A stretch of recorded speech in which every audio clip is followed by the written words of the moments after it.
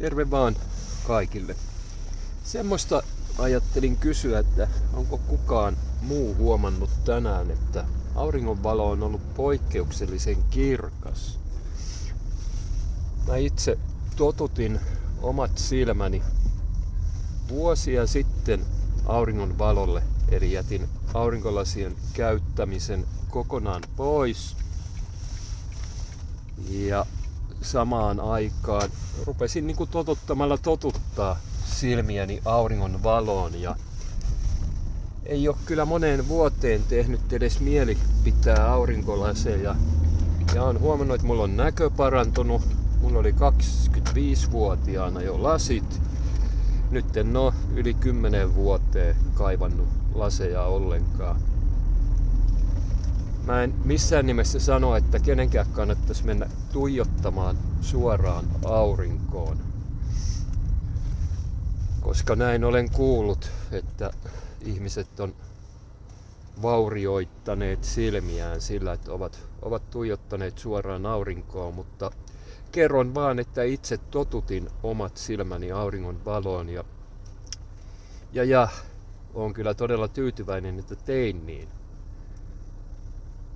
Ja mä töidenkin puolesta ajan ihan päivittäin autolla ja esimerkiksi nyt koko kesän aikana niin en muista, että olisin kertaakaan joutunut aurinkoläppää laskemaan alas. Eli kertaakaan ei tullut semmoista tunnetta, että se auringonvalo olisi liian kirkas. Vieressä istuva työpari kyllä kesän aikana veti sen aurinkoläpän valehtelematta monta sataa kertaa alas. Ja aina kun hän niin tekee, niin vähän surullisena mietin sitä, että kun se aurinko on nykyään itselleni ja se auringon valo ja se mitä se tekee itselleni, niin mä nautin sitä niin suunnattomasti. Niin kyllä mun mielestä on todella surullista se, että täällä Suomessa, missä me muutenkin saadaan vähän sitä auringon valoa, niin valtaosa ihmisistä näyttää olevan todella allergisia sille auringolle ja auringon valolle. Ja niin se oli mullakin silloin nuorempana, että en mä sietänyt suoraa auringon valoa yhtään. Jos ei mulla ollut aurinkolaseja päässä, niin toi autoajaessa se aurinkoläppä piti oikeasti laskea vähän väliä alas. Mut nykyään en voi tekis mieli repii omasta autosta aurinkoläppä kokonaan pois. Mutta tänään tosiaan niin aurinko on paistanut todella kirkkaasti ja pitkästä aikaa, kun se ajaessa paistoi suoraan edestä päin, niin nyt se oli niin kirkas, että pakko oli laskea toi auton aurinkoläppä alas. Eli ihan hyvä, etten ole sitä repinyt pois. Mutta en olisi uskonut, että se vielä tämmönenkin ihme tulee tapahtumaan, että mä joudun oikeasti käyttää autoa ajaessa onko toi nyt aurinkoläppä viralliset nimeltään, mikä tossa lasin yläpuolella on. Mut joo, siis tosta kirkkaasta auringonvalosta tuli vaan mieleen kohtia Henokin kirjasta ja kohtia Raamatusta. Eli Henokin kirjan mukaanhan lopun aikoina se aurinko alkaa lämmittämään kasvavalla lämmöllä. Eli että se auringon tuottama lämpö kasvaa ja kasvaa. Se koko ajan lämmittää enemmän ja enemmän. Ja Henokin kirjassa myös kerrotaan, että auringonvalo on 7-kertainen kuun valoon nähden. Ja se on kyllä taas loistava esimerkki siitä, että miten Henokin kirja ja Raamattu täydentää toinen toisiaan. Mennään katsomaan Raamatusta yksi kohta, jossa puhutaan siitä, että miten se auringonvalo tulee lopun aikoina kirkastumaan. Eli luetaan Jesajan kirjasta luvusta 30, pahoittelut, jae 26. Ja tämä on siis lopun aikoihin sijoittuva profetia. Ja täällä sanotaan näin. Ja kuun valo on oleva kuin auringon valo. Ja auringon valo on oleva 7-kertainen. Oleva niin kuin 7 päivän valo. Sinä päivänä, jona Herra sitoo kansansa vammat ja parantaa siihen isketyt haavat.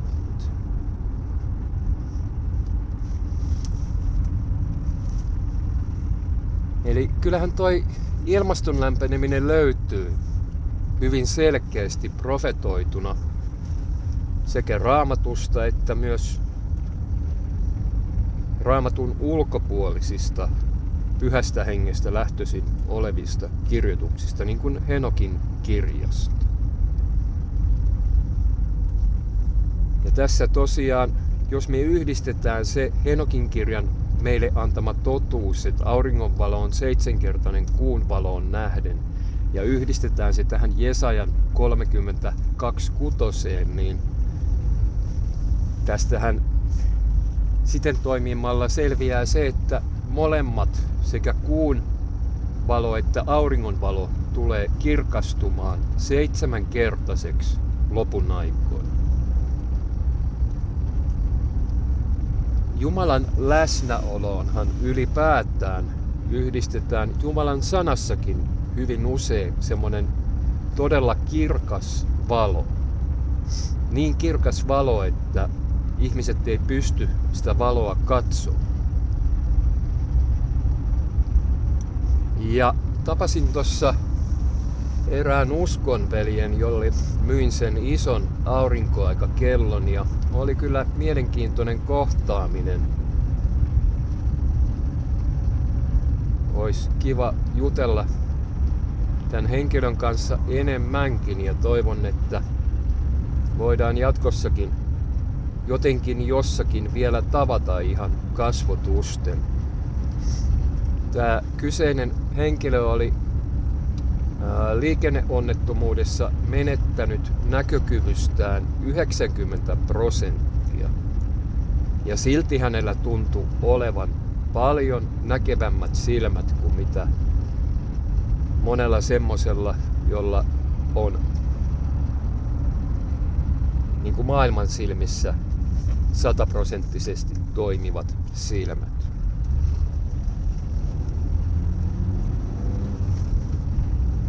Eli jos sä kuuntelet tätä videoa, niin tosiaan se meidän tapaamisen jälkeen mä kotimatkalla mietin, että aika mieletön juttu, että vaikka sulta on siinä liikenneonnettomuudessa, vaikka olet menettänyt 90% näkökyvystäsi, niin silti näet niin paljon paremmin kuin moni muu. Eli ne henkiset silmät oli kyllä todellakin auki. Ja hän kertoi, että hän niin kuin Jeesuksen tavatessaan, uskoon tullessaan, niin koko huone oli täyttynyt kirkkaalla valolla. Ja niin, että siellä oli siis ollut muitakin henkilöitä ja hekin oli sen kirkkauden havainnut.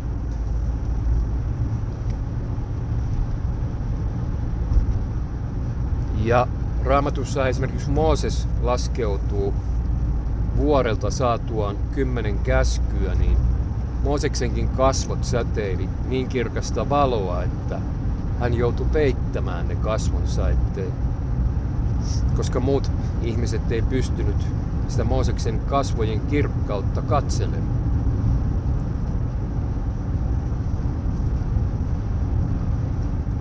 Kyllähän tässä niin kuin lopun ajan merkit on ihan selvästi ilmassa.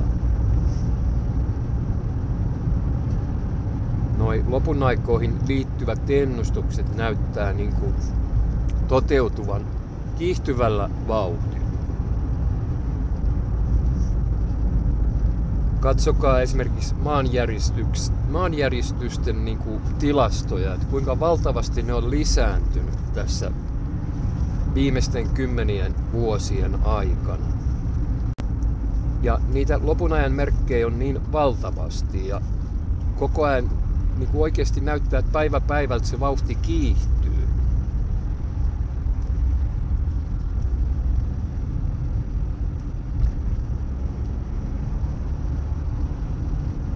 kyllä mä innolla odotan tätä päivää, jolloin auringon valo tulee olemaan 7-kertainen ja kuun valo tulee olemaan niin kuin auringon valo.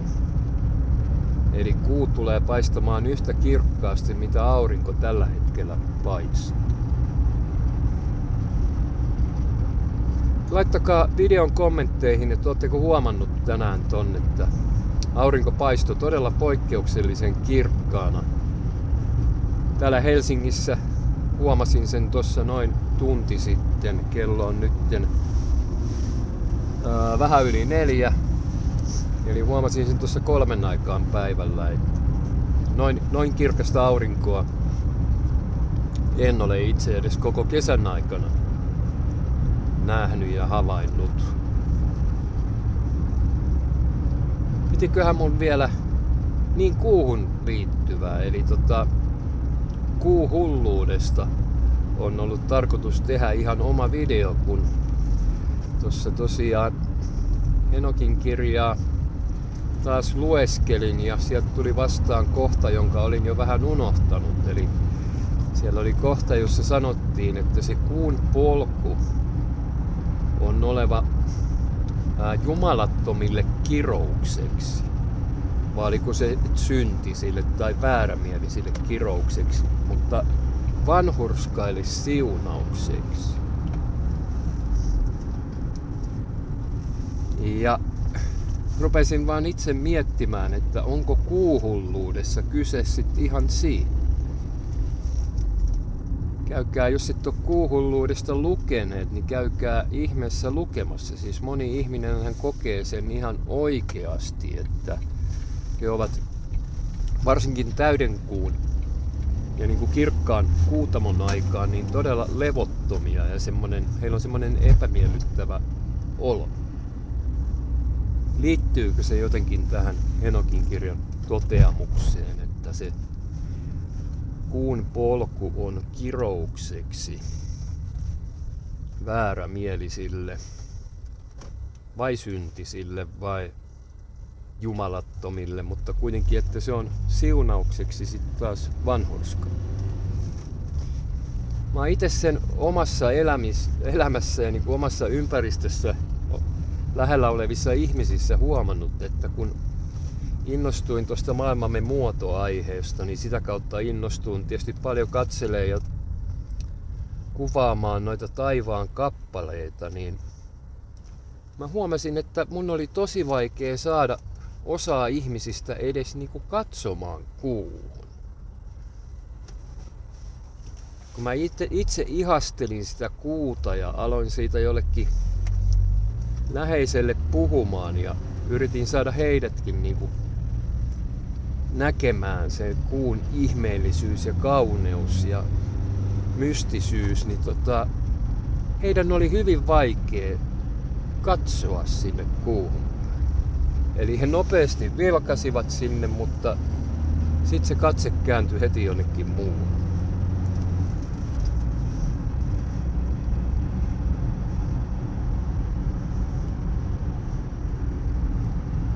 Ei kai tällä kertaa muuta. Teen tätä videoa kotimatkalla, on töistä kotiin menossa ja ihan vaan ajattelin nopeasti videon muodossa tosiaan kysyä katsojiltani sitä, että onko tänään muut kiinnittänyt huomioon siihen, että auringon valo oli kyllä todella kirkas tänään. Toivotaan, että mahdollisimman nopeasti tulisi toikin päivä, kun se auringon valo tulee olemaan 7-kertainen ja Herra tulee sitomaan kansansa vammat ja parantaa siihen isketyt haavat.